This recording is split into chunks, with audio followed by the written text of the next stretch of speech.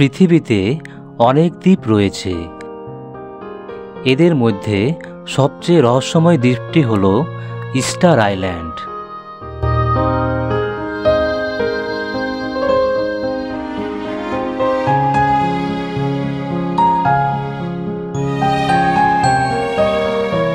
এই দ্বীপটি চিলির অন্তর্গত দক্ষিণ পূর্ব প্রশান্ত মহাসাগরে অবস্থিত।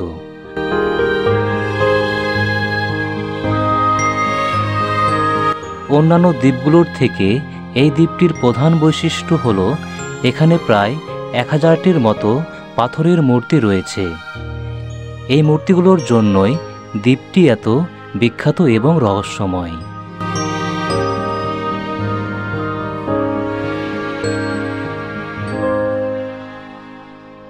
ধারণা করা হয় আগ্নেয়গিরির অগ্ন্যুৎপাত থেকে এই দ্বীপটির সৃষ্টি হয়েছিল।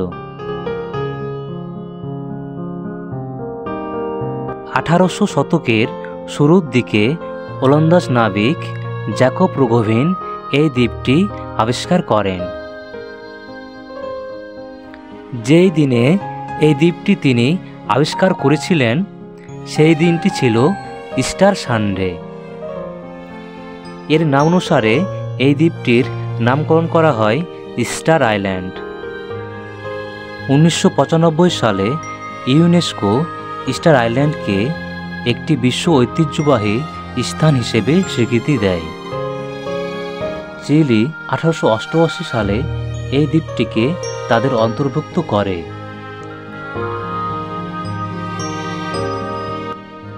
এই দ্বীপটি প্রায় 163 কিলোমিটার এলাকা জুড়ে অবস্থিত।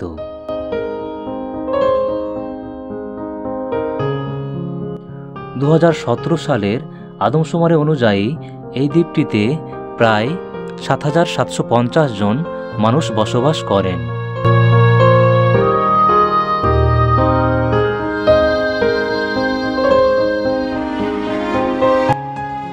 অদ্ভুত আকৃতির মূর্তিগুলো পুরো দ্বীপ জুড়ে ছড়িয়ে ছিটিয়ে রয়েছে।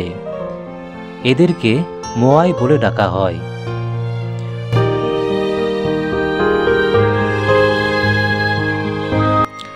গবেষকদের মতে আনুমানিক 400 থেকে 1200 সালের কোনো এক সময় রাপানুই নামে এক জাতি পলিনেশিয়ার মাকপ্রোসেস দ্বীপ থেকে ইস্টার আইল্যান্ড দ্বীপে এসে বসবাস শুরু করেন।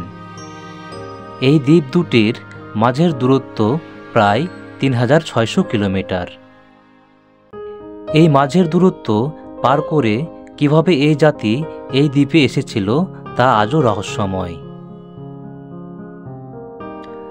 ধারণা করা হয় এই মোয়াই মূর্তিগুলো 1250 থেকে 1500 সালের মধ্যে তৈরি করা হয়েছিল।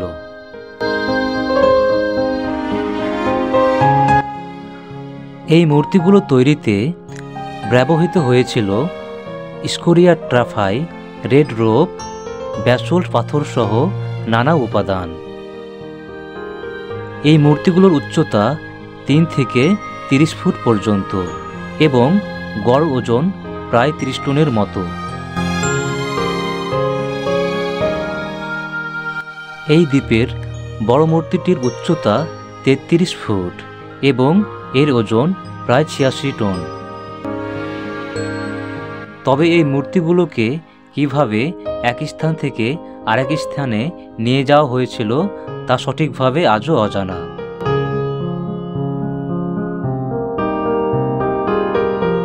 আশ্চর্যের বিষয় হল এই মূর্তিগুলোকে দেহহীন মনে হলেও এদের সম্পূর্ণ অংশ রয়েছে। 1914 সালে মাটির নিচ থেকে মূর্তিগুলোর বাকি অংশ আবিষ্কার করা হয়। গবেষকদের মতে মূর্তিগুলো নির্মাণের পর এইগুলো স্থাপন করা হয়েছিল আহো নামের একটি পাথরের বেদির ওপর।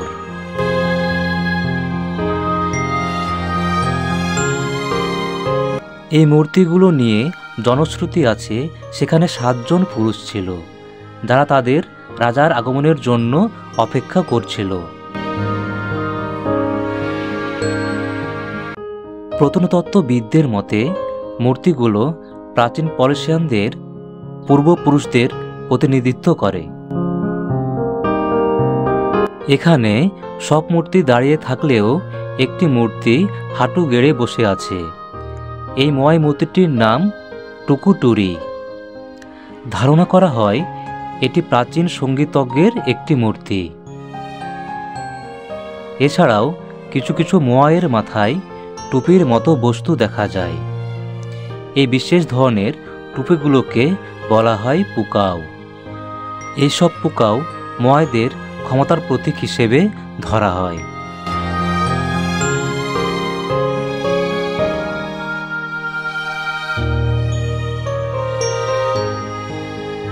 মোয়াই মূর্তিগুলো তৈরি করা হয়েছিল ইস্টার আইল্যান্ডের রানো রারাকু আগ্নেয়গিরির আশেপাশে। কিন্তু মূর্তিগুলো ছড়িয়ে ছিটিয়ে আছে দ্বীপটির পুরো এলাকা জুড়ে। এত ভারী এবং বিশালকায় মূর্তিগুলো এক স্থান থেকে আরেক স্থানে কিভাবে আনা হয়েছিল তা আজও এক আশ্চর্যের বিষয়। স্থানীয় অধিবাসীদের লোকবিশ্বাস আছে মূর্তিগুলো হেঁটে হেঁটে এক স্থান থেকে আরেক স্থানে পৌঁছেছিল।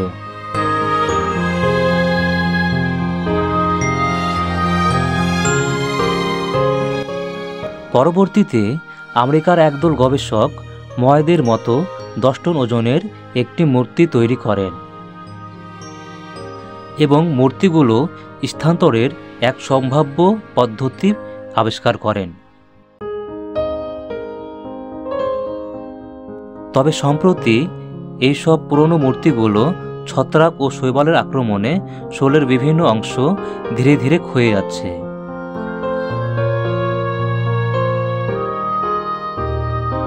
এই কারণে পর্যটকদের মূর্তিগুলো স্পর্শ করতে নিষিদ্ধ করা হয়েছে।